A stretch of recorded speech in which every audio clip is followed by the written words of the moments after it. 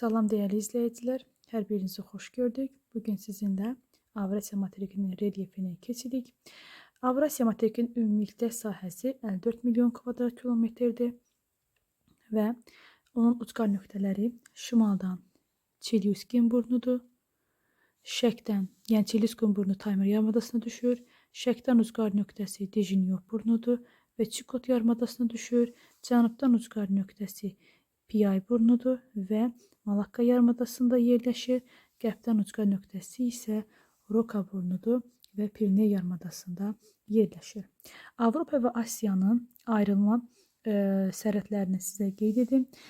Ural dağları, Ural çayı, Xəzər dənizinin şimalı, Kumamanti çökəkliyi, Azov dənizi, Kerç boğazı, Qara dəniz, Bosfor boğazı, Mərmərə dənizi, Dardanel boğazı, Egey dənizi və Aralıq dənizi hesab olunur. Avrasiya materikinin ümumilikdə sahəsi 54 milyon kvadrat kilometrdir. Onun 10,5 milyon kvadrat kilometrini Avropa qitəsi əhatə edir və Avropa materikinin qitəsinin də özünün ayrı ucqar nöqtələri vardır. Onun şimaldan ucqar nöqtəsi Nordiken burnudur, Skandinaviya yarımadasında yerləşir və qərbdən ucqar nöqtəsi Roka burnudur, Piriney yarımadasında yerləşir. Cənubdan ucqar nöqtəsi Marokko burnudur, Piriney yarımadasında yerləşir. Şərqdən ucqar nöqtəsi isə Qütb Uralı hesab olunur. Avrasiya materiki ümumilikdə Sakit Okean odlu qövsünə və Alp-Himalay qurşağına düşür. Ərazisində həm platformalar, həm geosiqnallar geniş yayılmışdır. Birinci, gəlin başlayalım Avropa qitəsinin relyefindən, dağlarından, düzənliklərindən. Və sizə bir məlumat da qeyd edim ki, Avrasiya materiki 4-cü dövr buzlaşmasına məruz qaldığına görə sahil xəttləri çox parçalanmışdır. Yəni fikir versəz, sahillərində adalar, yarımadalar daha geniş şəkildə yayılmışdır. Və Avrasiya materiki materiklər arasında ən böyüyü hesab olunur və sahilləri 4-cü dövr buzlaşmasına məruz qaldığına görə sahilləri çoxlu girintili, çıxıntılıdır. İndi isə qaydağın Avropa qitəsinə. Avropa qitəsinin birinci yarımadalarından başlayaq. Piriney yarımadası. Piriney yarımadasının adına uyğun Piriney dağları yerləşir. Apenen yarımadası. Apenen yarımadasının adına uyğun Apenen dağları var. Balkan yarımadası. Balkan yarımadasının adına uyğun Balkan dağları yerləşmişdir. Bu dağlar cavan dağlar hesab olunur. Çünki Alp-Himalay qurşağında yerləşir. Və burada Piriney yarımadasının yuxarı hissəsində qövsvari formada Alp dağları uzanır. Alp dağlarının ən hündür zirvəsi Mont Blanc zirvəsi hesab olunur. 4807 metr hündürlüyü vardır. Daha sonra Piriney yarımadasının cənubunda Əndəlüs dağları yerləşir. Daha sonra gəlirik Balkan yarımadasına. Balkan yarımadasında Yunanistanda Olimp dağı yerləşir və o da Alp qırışıqlığında əmələ gəlmişdir. Daha sonra Bosniya və Hersegovina ilə bir də Xorvatiyanın sərhədində Dinar dağları yerləşir. Balkan yarımadasında həmçinin Stara Planina dağı da var. Bolqarıstanda isə Rodop dağları da uzanmışdı. Bu adını saydığım bütün dağlar hamısı Alp qırışıqlığında əmələ gəlmiş dağlar hesab olunur. Və materikdə qitədə həmçinin burada Ural dağları var. Qədim dağlar hesab olunur. Sudet dağları var. Qədim dağlar hesab olunur. Skandinaviya dağları, Skandinaviya yarımadasında yerləşir. Qədim dağdır və ən hündür zirvəsi Qalxanpikkin zirvəsidir. 2469 metr hündürlüyü vardır. Bir də onu da qeyd etdim ki, Karpat dağları da, yəni ki, cavan dağlar hesab olunur. Ərazidə Filizli dağlar vardır. O da Almaniya ilə Çexiyanın arasında yerləşən bir dağdır. O da Filizli dağlar, digər adı Ore dağları da hesab olunur və Hersen qırışıqlığında əmələ gəlmiş qədim dağlar dağ hesab olunur. Həmçinin burada Krım yarımadasının adına uyğun Krım dağları da vardır. O dağlar da Alp-Himalay qurşağına düşdüyünə görə cavan dağlar hesab olunur. Fikir verdinizsə, Alp-Himalay qurşağına düşən əksər dağlar hamısı demək olar ki, cavan dağlar hesab olundu. Deməli, Asiyada qədim dağlar hansılar oldu? Skandinaviya dağları, Ural dağları, və Filizli dağlar burada yerləşir. Bir də Sudet dağlarıdır ki, bunlar Hersin qışlığında əmələ gəlmiş dağlar hesab olunur və qədim dağlardır. Həmçinin Qafqaz dağları ən hündür zirvəsi Elbrus dağlarıdır. Qafqaz dağlarının özü də cavan dağlar hesab olunur. Həmçinin burada Krım dağlarının da ən hündür zirvəsini qeyd edim. Romankoşa zirvəsidir və 1545 metr hündürlüyü vardır. Həmçinin Avropa qitəsində ovalıqlardan, düzənliklərdən, yaylalardan da sizə danışmaq istəyirəm. Və burada ən böyük düzənliyi Şərq Avropa düzənliyidir. Həmçinin Almaniya ilə Polşa ölkəsi arasında Almaniya-Polşa ovalığı uzanır burada. Daha sonra yüksəkliklərinə gələndə Orta Rusiya yüksəkliyi, Valda yüksəkliyi var. Burada Stavropol yüksəkliyi, Dnepr-boyu yüksəkliyi, Volqa boyu yüksəkliklər, Dnepr-boyu yüksəkliyi, Volqa boyu yüksəkliklər bu hissələrdə geniş yayılmışdır. Həmçinin Avropa qitəsində vulkanlardan, adalardan da danışım sizə. Burada Etna vulkanı Siciliya adasındadır. Sardiniya adası var, Korsika adası var, burada yerləşir. Girit adası vardır. Həmçinin burada İrlandiya adası, Böyük Britaniya adalar adası da, İslandiya adası da Avropaya məxsus adalar hesab olunur. Sonra isə Avropa qitəsində yerləşən polderlər haqqında da məlumat verim. Polderlər ən çox, yəni polderin sözünün mənası ümumiyyətcə su basarların qarşısını almaq üçün insanlar bəndlər tikirlər, dənizləri qurudurlar və antropogen mənşəli düzənliklər yaradır. Antropogen mənşəli insanlar tərəfindən yaradılan düzənlik deməkdir. Həmən düzənliklər də Niderland, Belçika və həmçinin Danimarka kimi şimal dəniz sahillərində yerləşən ölkələr, dənizin dibini sahillərində yerləşən ölkələr, əvvəllər dənizin dibi olmuş bu ərazilər mürəkkəb mühəndis qurğu sistemlərinin köməyi ilə o sular qurudulub, həmin zona quruya çevrilmişdir. Dənizdən mənimsənilmiş belə ərazilər polderlər hesab olunur. Niderland ölkəsinin əksər hissəsi polderlərdən təşkil olunmuşdur. 40%. Belə, yəni faizlə desək 40% Niderland ölkəsinin 40% polderlər hesabına sahəsini artırmışdır. İndi isə sizə Avrasiya materikinin Asiya qitəsindən danışacağım. Asiya qitəsi Avrasiyanın şərqində yerləşir. Bu qitənin ucqar nöqtələri şimaldan Çelyuskin burnudur. Tayma yarımadasında, şərqdən ucqar nöqtəsi Skot yarımadasında yerləşir. Dejinyoq burnudur. Cənubdan ucqar nöqtəsi Malakka yarımadasında yerləşən Piyay burnu hesab olunur. Qərbdən ucqar nöqtəsi isə Türkiyədə yerləşən Baba burnu hesab olunur.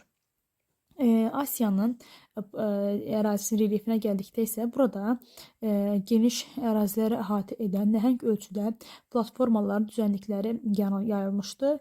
Ən geniş yayılmış isə onun geniş yayılmış böyük düzənlikləri vardır və Şimali Asiyanın ən böyük düzənlikləri Qərbi Sibir düzənliyi hesab olunur, Orta Sibir yaylası hesab olunur.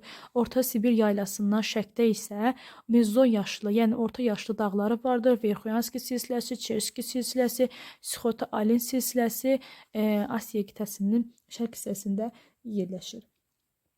Həmçinin Cənub-Qərbi Asiyadan danışaq. Cənub-Qərbi Asiya buraları əhatə edir. Cənub-Qərbi Asiya Cənub-Qərbi Asiyada eol, yəni küləyin təsiri ilə yayılan relyef formaları daha genişdir. Burada ən geniş ərazi tutan Ərəbistan platformasıdır. Platforma sözünün mənası o deməkdir ki, yəni ki, seismik hadisələrin müşahidə olunmadığı sabit ərazi deməkdir. Həmçinin onu da qeyd edim ki, Ərəbistan və Hindistan yarımadası vaxtı ikən Gondvananın tərkib hissəsinə aid olmuşdur. Sonradan tektonik proseslər nəticəsində Ərəbistan və Hindistan yarımadası Lavrasiyaya birləşmişdi və Avrasiya materikində birləşib və Şimal materikinə aid olmuşdu. Yəni vaxtı ikən onlar, yəni Ərəbistan və Hindistan Gondvananın tərkib hissəsində olmuşdu. Zaman keçdikcə Lavrasiyaya birləşmişdi. Həmçinin Cənub-Qərbi Asiyada ən hündür dağları isə Pont və Tavr dağları var. Pont dağı Kiçik Asiya yarımadasının, yəni Türkiyənin şimalında, Pont cənubunda Tavr dağları yerləşir. Tavr dağlarının digər adı Toros dağlarıdır. Həmçinin burada Elbrus dağları var ki, Elbrus dağları və İranda yerləşir və o digər adı isə Elbrus dağları hesab olunur. Və həmçinin burada Zagros dağları da burada uzanır. Zagros dağları da burada yerləşir. Həmçinin Türkiyədə Pont və Tavr dağlarının yanaşı Anadolu yaylası da burada yerləşir. İran ərazisində Zagrosla Elbrus'u qeyd etdik və Anadolu yaylasında, yəni Türkiyənin ən hündür zirvəsi Ağrı hesab olunur. Onun hündürlüyü 5165 metr hündürlüyü vardır. Həmçinin Cənub-Qərbi Asiyada böyük ovalıqlardan olan Mesopotamiya ovalığı var. Mesopotamiya ovalığı iki çay arasında, Dəzlə və Fərat çayları arasında yerləşir və həmçinin bu regionda dünya okean səviyyəsinin ən aşağı çökəklik var. O da Ölü dəniz hesab olunur və Ölü dənizin digər adı qıxıl çökəkliyi də deyirlər, -430 metr dərinlikdə yerləşir. Keçək indi isə Mərkəzi Asiyanın relyefinə. Mərkəzi Asiyanın relyefinə gəldikdə isə bura hündür dağlarla əhatə olunmuşdur. Planetimizdə ən uca dağı olan Himalay dağı burada yerləşir.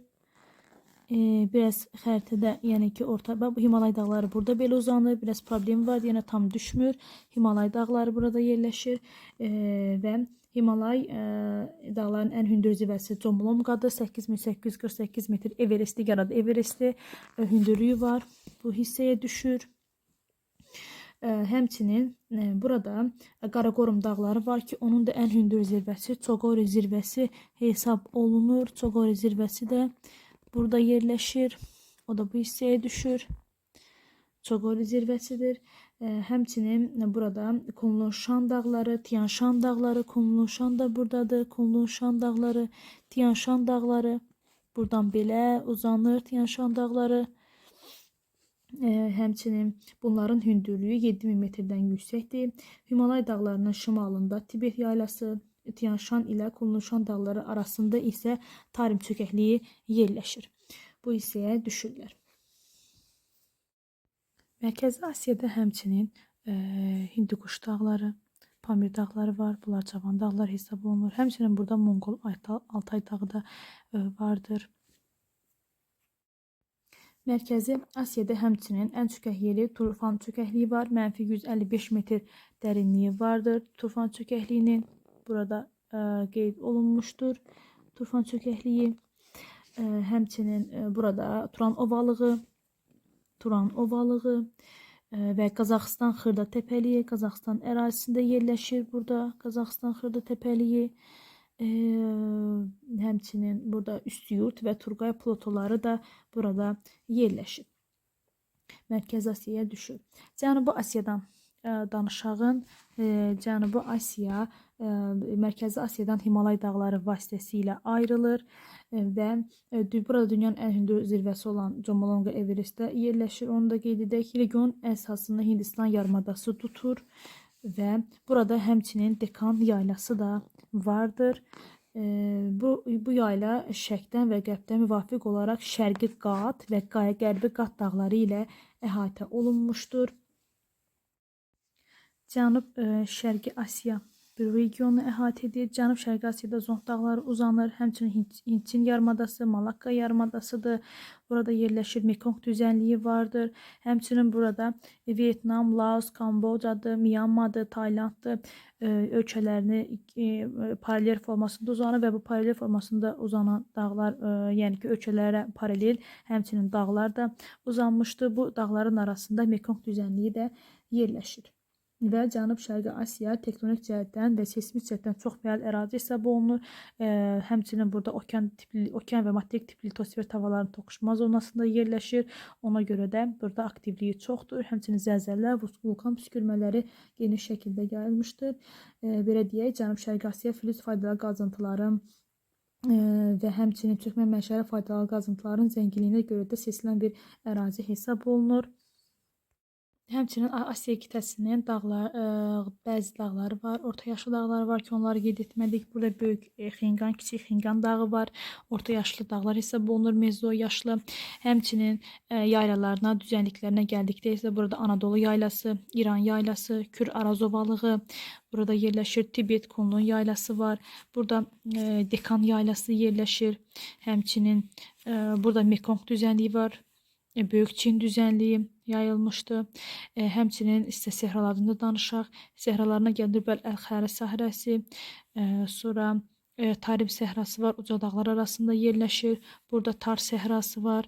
Daha sonra Gobi səhrası, Mərkəzi Asiyada Qızılqum və Qaraqum səhraları da vardır. Bəzi dağlarımız var ki, yenidən törəmiş dağlar hesab olunur, yenidən qalxmağa məruz qalmışdı. Həmin dağlar Altay və Sayan dağları, Altay və Sayan dağları hesab olunur. Bir də ki, Tian-Şan dağları. Tian-Şan dağları da Mərkəzi Asiyada uzanır. Tian-Şan dağlarıdır. Bu dağlar da yenidən törəmiş dağlar hesab olunur. Vaxtkən yəni Hersin qışlığında yaranmışdı, amma Alp qışlığı mərhələsində yenidən qalxmaya məruz qalmışdır. Asiya qitəsinin yarımadalarından, adalarından da qeyd edək. Asiya qitəsində Ərəbistan yarımadası, Sinay yarımadası burada yerləşir. Hindistan yarımadası, Hind-Çin yarımadası var. Həmçinin Malakka yarımadası, Koreya yarımadası yerləşir və Kamçatka yarımadası, Çukot yarımadasıdır. Burada yerləşir Taymır yarımadası, Gdansk yarımadası bu hissəyə düşür. Burada Yamal yarımadası vardır.